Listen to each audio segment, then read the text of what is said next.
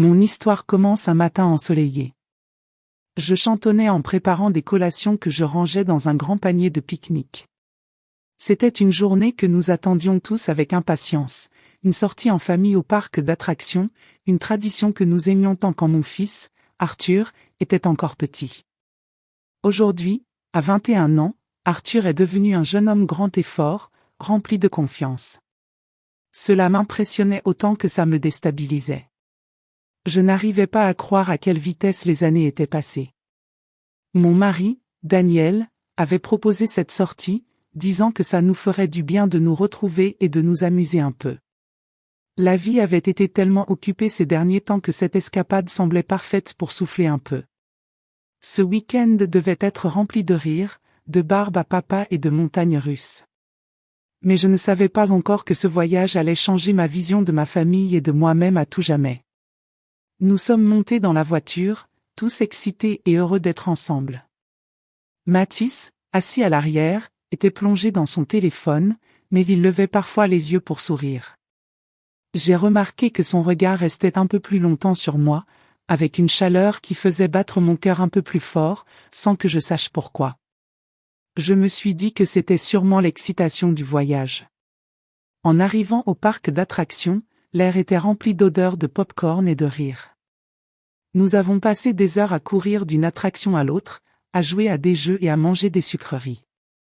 Cela me rappelait le temps où Mathis était encore petit, me tirant par la main pour faire juste un dernier tour. Maintenant, c'était lui qui nous guidait, se retournant souvent pour s'assurer que je suivais. Vers midi, Daniel a décidé de se reposer un moment, et Mathis et moi sommes partis explorer le parc ensemble. Nous avons pris la direction de la Grande Roue, l'attraction que nous gardions toujours pour la fin. Alors que la Grande Roue nous élevait au-dessus du parc, un sentiment de calme m'envahit. Pendant ce moment suspendu dans le ciel, il n'y avait que nous deux, avec le monde en dessous de nous. « Tu as toujours été là pour moi, n'est-ce pas ?» dit Mathis doucement, en me regardant avec une expression que je ne comprenais pas complètement. « Bien sûr », ai-je répondu en souriant. « C'est ce que les mamans font. » Son regard était intense, chargé de quelque chose que je ne pouvais pas saisir. « C'est plus que ça, » dit-il. « Tu as été plus qu'une mère pour moi. Tu as été tout. » Un frisson parcourut mon dos. Ses paroles étaient douces, mais elles portaient un poids qui fit battre mon cœur plus vite. J'ai ri, essayant de briser la tension. « Eh bien, je suis ta mère. C'est un peu mon rôle. » Mais Mathis ne riait pas. Il se pencha un peu plus près, ses yeux cherchant les miens, comme s'il espérait y trouver quelque chose que je ne pouvais lui offrir. « Tu comptes plus pour moi que ça, » murmura-t-il. Un nœud se forma dans mon estomac. C'était mon fils. Nous ne pouvions pas avoir cette conversation. J'ai rapidement changé de sujet, essayant de me distraire. « Mathis, qu'est-ce que tu veux dire ?» Il détourna les yeux, fixant l'horizon comme s'il essayait de rassembler ses pensées. « Je ne sais pas comment l'expliquer, » dit-il d'une voix presque inaudible, « mais je ressens quelque chose quand je suis avec toi. Quelque chose que je ne peux pas ignorer. » Je me suis reculé, comme si on m'avait aspergé d'eau froide. J'étais sa mère. C'était mal. Je voulais mettre fin à la conversation, mais les mots restaient coincés dans ma gorge. La balade se termina, et je me levai rapidement en forçant un sourire. « Allons retrouver ton père » dis-je d'une voix tendue. Le reste de la journée passa dans une sorte de brouillard. J'essayais de me concentrer sur les moments joyeux, sur le simple bonheur d'être avec ma famille, mais quelque chose avait changé. Le regard de Mathis s'attardait sur moi plus souvent que je ne voulais l'admettre. Ses yeux étaient empreints d'une chaleur qui faisait frissonner ma peau. Et le pire ? Une petite part cachée de moi ne voulait pas qu'il détourne les yeux. Ce soir-là, nous sommes retournés à la cabane que nous avions louée. Daniel, épuisé, alla directement se coucher, tandis que Mathis et moi restions sur la terrasse, bercés par le chant des grillons et le bruissement des feuilles. « Maman, » dit Mathis, brisant le silence, « il faut que je te dise quelque chose. » Je sentais où il voulait en venir, et j'ai essayé d'arrêter ça avant que ça commence. « Mathis, s'il te plaît, » dis-je d'une voix tremblante. Peu importe ce que tu ressens, ce n'est pas. Je n'y peux rien, m'interrompit-il. Je sais que c'est mal, je sais que je ne devrais pas ressentir ça, mais c'est le cas. Et je crois que toi aussi, tu ressens quelque chose. Mon cœur s'arrêta. Je ne pouvais plus respirer. Mathis, ce n'est pas bien, je suis ta mère. Il prit ma main doucement. Je sais, dit-il d'une voix tremblante. Mais quand je te regarde, je ne vois pas seulement ma maman, je vois une personne à laquelle je pense tout le temps. J'arrachai ma main et me levai brusquement. Non, dis-je, bien que ma voix vacille. Tu es confus. C'est juste une phase. Tu comprendras que c'était une erreur. Il se leva aussi, réduisant la distance entre nous. Et si ce n'était pas une erreur? Murmura-t-il. Et si c'était la chose la plus vraie que j'ai jamais ressentie? Je me détournai, les larmes aux yeux. On ne peut pas faire ça, Mathis, murmurai-je, à peine capable de parler. Il resta là un long moment, puis hocha la tête et recula. Je suis désolé, dit-il doucement. Je ne voulais pas te mettre mal à l'aise. J'essuyai une larme, essayant de me calmer. Rentrons à l'intérieur, dis-je. Il est tard. Nous sommes rentrés, le poids de ce qui venait de se passer pesant sur nous comme une vérité non dite. Je ne savais pas ce que demain apporterait, mais je savais que nous avions franchi une limite, et je n'étais pas sûr qu'on puisse revenir en arrière. Le lendemain matin, la lumière du soleil passait par la fenêtre, dessinant des lignes dorées dans la pièce. Je restais éveillé, rejouant les événements de la nuit dernière encore et encore dans ma tête. Ça semblait irréel, comme un mauvais rêve dont je ne pouvais pas m'échapper. J'entendais Daniel ronfler doucement à côté de moi, inconscient de la tempête qui grondait juste à l'extérieur de notre chambre. J'avais besoin de m'éloigner, de réfléchir. Silencieusement, je sortis du lit et me dirigeai vers la cuisine, respirant l'air frais et l'odeur familière des bois. Mais dès que ma main toucha le comptoir, une vague d'émotion m'envahit. Ce n'était pas un rêve. Ce qui s'était passé la nuit dernière était réel. J'entendis des pas derrière moi et me retournai pour voir Mathis debout dans l'embrasure de la porte, me regardant avec incertitude. « Bonjour, dit-il doucement. »« Bonjour, répondis-je en forçant un sourire, mais il était faible, fragile. Il s'approcha. « À propos d'hier soir ?» Je le coupai. « Mathis, ne faisons pas ça. » C'était tard. Nous étions fatigués. On a dit des choses qu'on ne pensait pas, oublions ça, d'accord? Mais il ne détourna pas le regard. Ses yeux étaient intenses, remplis de quelque chose que je ne pouvais nier. Je ne peux pas oublier, dit-il calmement. Et je ne pense pas que toi non plus. Je me suis retourné vers le comptoir, essayant de me calmer. Nous devons le faire, Mathis, j'ai murmuré. Il n'y a pas d'autre choix. Tu dis ça, dit-il en s'approchant, mais je ne te crois pas.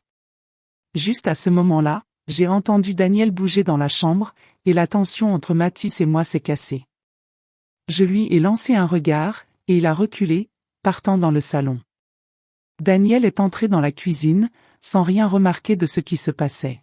« Bonjour, ma chérie, a-t-il dit en m'enlaçant.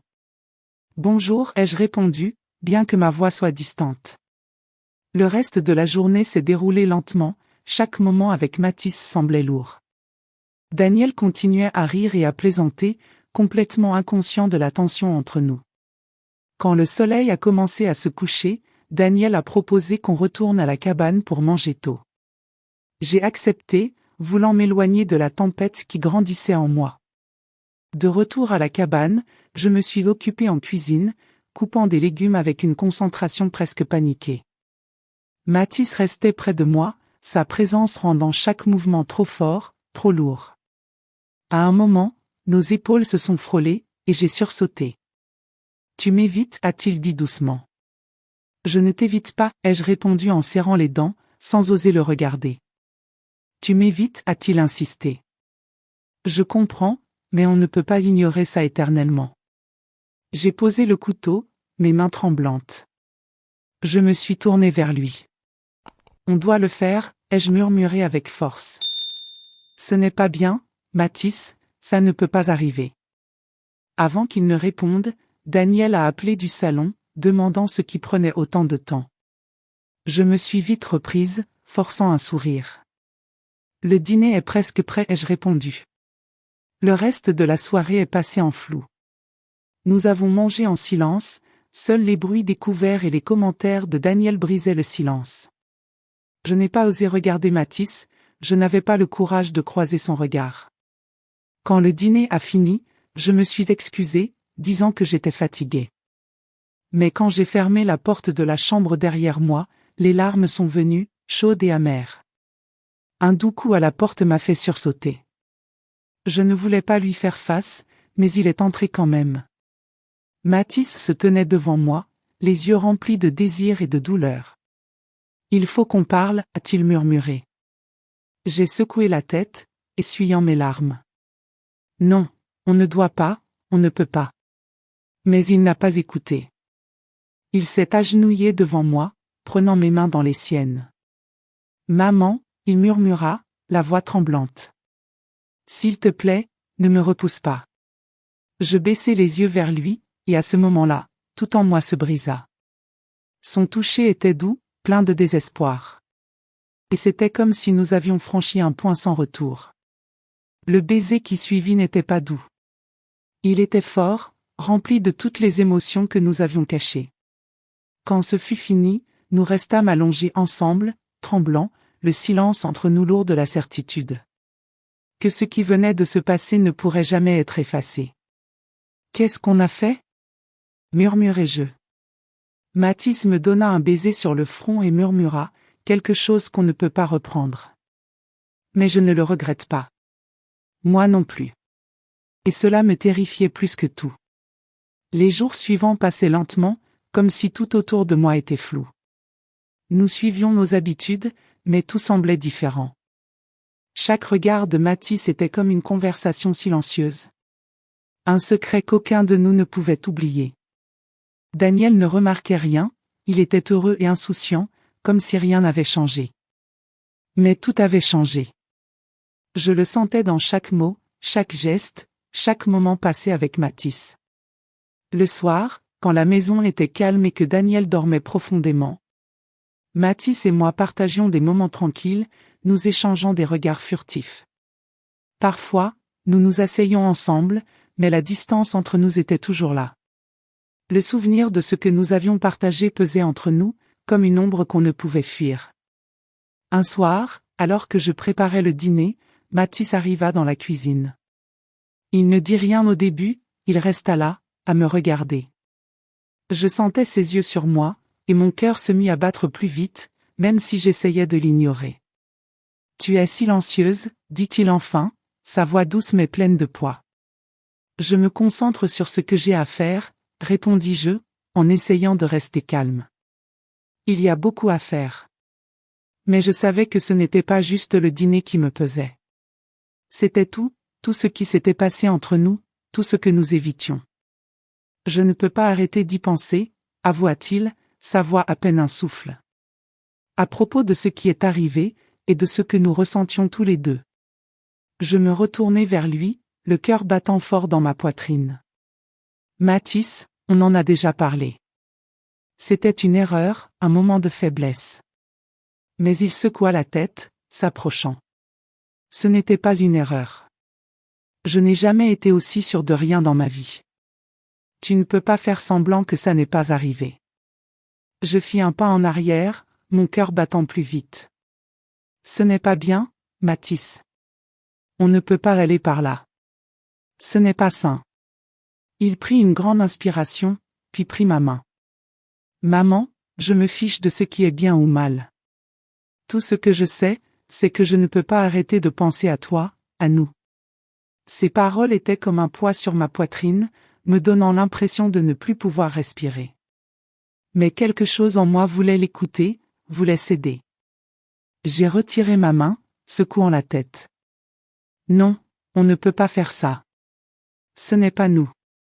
Tu es mon fils. Mais et si c'était plus que ça ? Insista-t-il. Et si on n'était plus seulement mère et fils? Et si c'était autre chose, quelque chose de réel? Des larmes remplirent mes yeux, et je détournai le regard, incapable de croiser son regard. Je ne sais pas ce que c'est, Mathis, mais ça ne peut pas être ça. Mathis ne répondit pas. Il resta là, me regardant. Et pendant un moment, je croyais qu'il allait dire autre chose, quelque chose qui changerait tout. Mais il ne dit rien. Il hocha simplement la tête et se tourna, me laissant seul dans la cuisine, figé. Les jours suivants furent remplis de silences gênants et de moments tendus. Chaque fois que Mathis me regardait, je sentais l'intensité de son regard, un regard qui semblait me traverser. Et chaque fois, je ressentais cette même sensation dans ma poitrine, un mélange de culpabilité, de peur et de désir que je ne pouvais pas chasser. J'essayais de garder mes distances, de penser à autre chose qu'aux émotions qui tourbillonnaient en moi. Mais chaque fois que je regardais Mathis, le poids de notre secret partagé menaçait de me submerger. Un soir, alors que j'étais sur le porche, regardant les étoiles, Mathis vint me rejoindre. Nous restâmes silencieux, seuls les bruits des arbres et des animaux nocturnes se faisaient entendre. « Je sais que c'est difficile, dit-il, brisant le silence. Mais je ne regrette pas ce qui s'est passé. Et je ne peux pas faire semblant que ça n'a pas compté. » Je pris une inspiration tremblante, essayant de me calmer. « Je ne sais pas quoi dire, Mathis. »« Tu n'as pas à dire quoi que ce soit, » répondit-il doucement. « Je voulais juste que tu saches que je ne vais pas partir. Je ne peux pas quand tu comptes autant pour moi. » La sincérité dans sa voix me bouleversa profondément. Et pour la première fois, je compris que le chemin devant nous n'était pas quelque chose qu'on pouvait facilement oublier. L'amour dont il parlait, même si ça semblait si mal, était réel. Et il n'y avait rien que je puisse faire pour l'effacer de mon cœur. Je me levai, essuyant une larme qui s'était échappée de mon œil. « Il faut qu'on arrête ça, Mathis. Pour notre bien à tous les deux. Ça ne peut plus arriver. » Il se leva aussi, son visage devenant plus doux. Mais ses yeux étaient toujours remplis de ce même désir profond. « Je comprends, » dit-il, la voix brisée. « Mais je ne peux pas m'empêcher de ressentir ça. Et je ne pense pas que toi non plus. » Les jours suivant cette conversation étaient remplis d'une tension insupportable. J'essayais de faire comme si tout était normal, mais c'était impossible. Chaque fois que Mathis me regardait, je voyais la vérité dans ses yeux. Et chaque fois que je détournais le regard, j'avais l'impression de me trahir. Finalement, la dernière nuit de notre voyage, alors que les étoiles brillaient au-dessus de nous et que l'air frais de la nuit emplissait mes poumons, je compris que je ne pouvais plus fuir cette situation. Les émotions, la confusion, la culpabilité, rien de tout ça ne pouvait être ignoré. Mathis et moi étions de nouveau ensemble sous le grand ciel. Et pendant un moment, tout le reste avait disparu. Dans le calme de la nuit, on aurait dit qu'on était les deux seules personnes au monde. Mais ensuite, je me suis éloigné. « Je ne peux pas faire ça », j'ai chuchoté, ma voix tremblant. Mathis ne dit rien. Il m'a juste regardé. Et dans ses yeux, j'ai vu à la fois de la douleur et de la compréhension. Il savait que j'avais raison. Mais il savait aussi qu'aucun de nous ne pourrait jamais oublier ce qui s'était passé, peu importe combien on essayerait. On est rentré à l'intérieur, côte à côte. Mais la distance entre nous grandissait déjà. Je savais que ce n'était pas fini, ni pour lui ni pour moi. Les conséquences de nos actions nous suivraient toujours, on ne pourrait jamais les oublier. Et même quand je me suis allongé dans mon lit cette nuit-là, écoutant les bruits doux du monde dehors, je savais que rien ne serait plus jamais pareil. Le lendemain matin, je me suis réveillé avec le chant des oiseaux à l'extérieur. Mais c'était différent. L'air était lourd de quelque chose qu'on n'avait pas dit, quelque chose qui avait tout changé. Je suis resté dans mon lit longtemps, incapable de bouger, mon esprit repassant tout ce qui s'était passé. Chaque regard, chaque toucher, chaque mot entre Mathis et moi. C'était un cauchemar dont je ne pouvais pas m'échapper, une vérité qui m'étouffait. Daniel était déjà levé quand je suis sorti de ma chambre, ne sachant rien de la tempête qui avait déchiré Mathis et moi. Il m'a salué avec son sourire habituel, mais ça m'a semblé si loin. « Bonjour, ma chérie », m'a-t-il dit en me donnant un baiser sur le front en passant dans la cuisine. « Bonjour », ai-je répondu, essayant de paraître normal, mais ma voix était tendue, forcée. Mon sourire ressemblait à un masque et je ne pouvais pas cacher le vide à l'intérieur de moi. Je me suis occupé du petit déjeuner, faisant semblant que tout allait bien, même si le poids de ce qui s'était passé était encore là. Mathis est entré peu après, s'asseyant à la table avec un regard silencieux. Il ne parlait pas, mais ses yeux étaient pleins de quelque chose que je ne pouvais pas comprendre, un mélange de regret, de désir et de douleur. Je ne pouvais pas le regarder trop longtemps. C'était trop difficile. Sa présence était un rappel constant de la limite qu'on avait franchie, et plus j'essayais de l'éloigner, plus elle devenait forte. La journée est passée lentement, chaque instant semblait durer des heures, alors que je faisais de mon mieux pour éviter de parler seul avec Mathis. Chaque fois que nos chemins se croisaient, il y avait une barrière invisible entre nous, que nous savions tous les deux, mais que personne ne voulait reconnaître. Dans l'après-midi, on a rangé et on a préparé nos affaires pour partir. Le voyage de retour à la maison était silencieux, sans les blagues et les rires habituels. Je sentais encore le regard de Mathis sur moi, mais cette fois, je ne pouvais pas le rencontrer. J'avais trop peur de ce que je pourrais voir dans ses yeux. Les images familières de la maison auraient dû être rassurantes, mais elles n'ont fait qu'ajouter au poids dans mon cœur. Je pensais qu'une fois de retour chez nous, tout redeviendrait normal, mais je savais que c'était un mensonge. Rien ne serait plus jamais normal. Daniel était occupé à décharger la voiture, et moi, je me tenais dans l'embrasure de la porte à le regarder, mais mon esprit était ailleurs. Mathis est entré derrière moi, et pendant un moment, je pensais qu'il allait dire quelque chose, mais il ne l'a pas fait. Il est resté là, me regardant avec cette même expression que je ne pouvais pas comprendre. Je sentais à nouveau la tension monter, l'envie de dire quelque chose, mais les mots ne venaient pas. Nous sommes restés là, en silence, pendant ce qui m'a semblé une éternité, jusqu'à ce qu'il se tourne et sorte de la pièce. Je ne pouvais pas m'empêcher de le suivre, même si je ne savais pas pourquoi. C'était comme si quelque chose m'attirait vers lui, contre mon gré. Quand je suis arrivé dans le salon, Mathis était debout près de la fenêtre, dos à moi. J'ai hésité un instant, ne sachant pas quoi faire ni quoi dire, mais il a parlé, d'une voix presque inaudible. « Je suis désolé », a-t-il dit. « Je sais que tout est compliqué, mais je ne peux pas l'oublier. Je ne peux pas faire comme si ça n'était jamais arrivé. » Je suis resté figé, incapable de bouger, le cœur battant fort dans ma poitrine. C'était le moment où tout devait sortir. Mais je ne savais pas comment arranger ça. Comment aurais-je pu? Je sais, ai-je répondu doucement, ma voix presque un chuchotement. Mais il faut avancer. Il faut oublier. Il a raidi, et j'ai vu la frustration dans sa posture. Tu ne peux pas me dire d'oublier. Tu ne peux pas me faire comme si je ne ressentais pas ça. Je ne peux pas laisser ça partir. Ce n'est pas aussi simple. J'ai avalé difficilement, la douleur dans ma poitrine était presque insupportable. Mathis, ai-je chuchoté. On ne peut pas continuer comme ça. On ne peut pas continuer à faire semblant. C'est mal. Il s'est retourné lentement, ses yeux pleins d'émotion. Je sais que c'est mal, mais je ne peux pas empêcher ce que je ressens. Je ne sais pas comment changer ça. J'ai reculé d'un pas, tout mon corps tremblait. Tu dois, pour nous deux, pour notre famille. Mais même en disant cela, je savais que ce qu'on avait fait ne pouvait pas être effacé.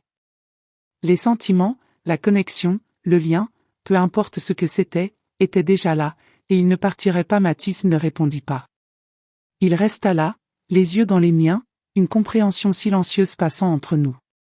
Il n'avait pas besoin de dire plus.